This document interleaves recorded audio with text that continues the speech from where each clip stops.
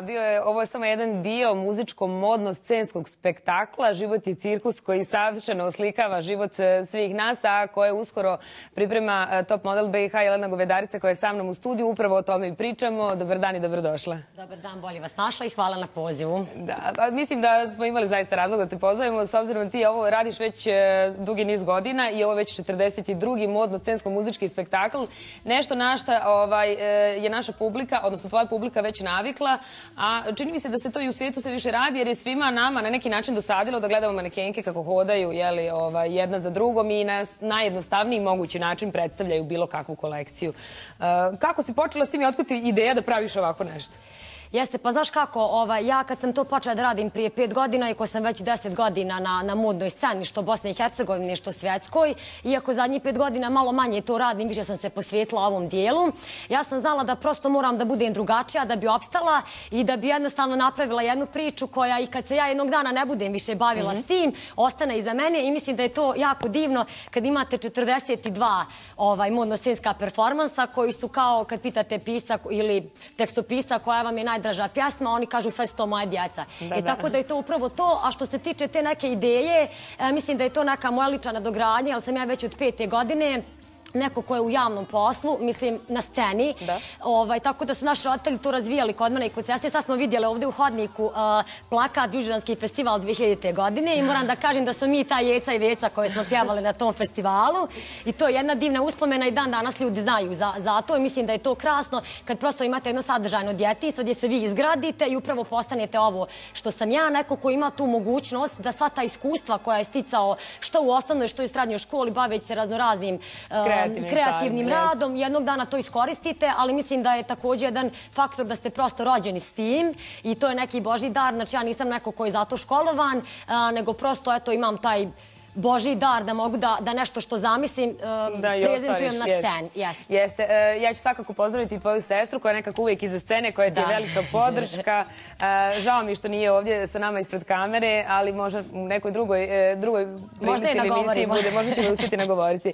Reci mi kako će to sve izgledati 31. u Narodnom pozorištu u Prijedoru. Biće taj performans koji smo najavili. Kako će sve izgledati, koliko će trajati i šta ti je ovaj put bilo inspiracija? Ono što je meni jako obradovala mi informacija da Aleksandar Stojković Piksi učestvuje u cijeloj priči i onako baš mi je drago što ste se spojili i vi i vaše kreativnosti. Jeste, pa da je to on je prihvatio moj poziv što je meni svakako velika čast jer ipak je on neko ko je u toj branši zaista neko potvrđen i ostvaren. Pa ovaj put će biti jedna, prošli put smo imali sa Željkom Kasapom jednu priču koju smo pričali o sudbini i tako bila je sva sjetna revija. Na kraju kad smo upalili svetla svi su plakali i onda su rekli daj molim te Jelena, nemoj da stalno plačemo. Jeste. I onda kad sam ja ispričala učesnicima kakav je zapravo scenar, svi su rekli jao, jes, smijaćemo se, bit će sve super. Tako da sam ja odlučila da napravim jednu parodiju. Život je cirkus u tom nekom prenesenom značenju gdje ćemo prikazati jedan muško-ženski odnos. Mada mnogi kažu kao jao Jelena, u stvari rekli su mi ne vodimo svoje žene na taj tvoj performans jer smo poslije toga onako ima da nam čitaju lekcije. Ali zaista jedna, evo pričala sam ti dok smo sjedile pred emisiju, jedan dio toga da će to biti zaista jedna parodija na muško-ženski odnos i da muškarci zaista trebaju da shvate da su žene njihov najljepši nakit u životu i da treba cijeniti od one žene koja je domaćica do žene koja želi da spoji sve to, da bude i domaćica i poslovna žena i majka i tako dalje. Tako da mislim da se Aleksandar Stojković Piksi fantastično uklopiti u to sve. Jer ćemo mi kroz sve brendove koji ćemo prikazati renomirane bosansko-hercegovačke, njihove kolekcije, pratit ćemo zapravo tu jednu priču od toga gdje on kao neko kog sam ja izabrala u životu da bude moj muškarac, me negdje tu razočarava. I onda ja njemu želim da dam do znanja ko si ti, da meni rušiš moje snove i da mi napraviš nešto u životu što zapravo nije moja sudbina, nego to si mi ti zapravo napravio. Tako da ću ja njemu da napravim jedan onako mini cirkus od života gdje će on shvatiti koliko sam ja njemu bitna u životu da bi njegov život imao jedan lijep redoslijed. Onda svakako svaki muškarac koji bude u publici treba povesti svoju suprugu da bi to isto shvatio. Mislim da će biti korisno. Tako da će to, da ćemo na kraju, kao kao finiš svega toga, a zapravo da imamo njega koji se naravno neće snaći svemu tome, respekt svim muškarcima, koji poštuju svoje žene, jel puno i pozdravljamo, ali zbog onih drugih i zbog tih koji poštuju da bi nastavili da poštuju, evo mi pravimo jednu fantastičnu poruku i taj performans gdje muškarac zapravo na kraju shvata da je ona njegov nakit i zato smo pozvali dizajnerku iz Sombora, Danicu Komadinu. Stigli smo gotovo do kraja emisije, samo još u jednoj rečenici, molim te, reci mi ko će još biti od dizajnera učesnik i kad, u koje vrijeme trebaju svi oni koji žele biti u Narodnom pozorištu. Jeste, znači 31.10.2015. u 20 časova pozorište Prijedor.